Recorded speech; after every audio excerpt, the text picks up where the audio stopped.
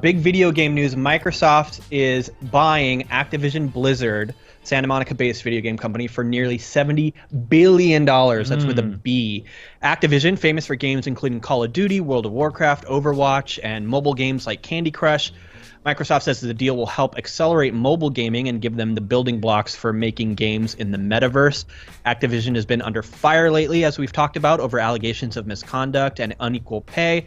This marks the second major video game company acquisition in a week. Last week, Take-Two Interactive, the publishers of Grand Theft Auto, bought Zynga, best known for Farmville.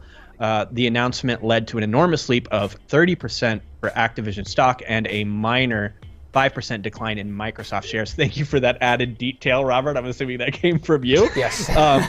But this is big. This is a big deal, and we was talking with friends about it. It does seem like a lot of these big video game companies are starting to position themselves for the metaverse, buying other companies that have titles that might translate well. Farmville would probably translate well into like VR metaverse.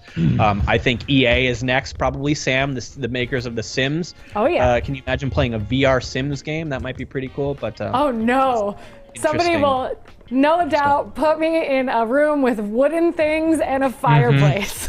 Put you in the pool and delete the ladder. Yes. Wait a minute though, because Sims is real life.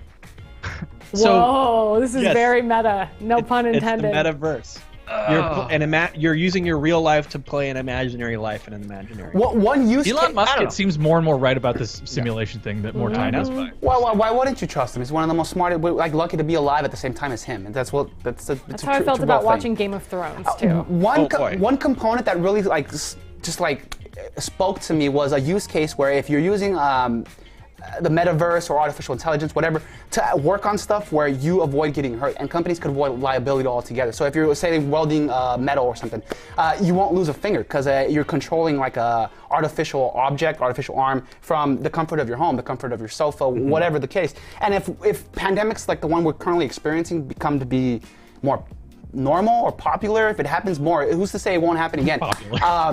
Metaverse type technology like this, I think, will truly enable us to continue living our lives while simultaneously being safe, I guess, under this totalitarian system that we're currently living under, I guess. I don't know. What? So. Okay, hold on.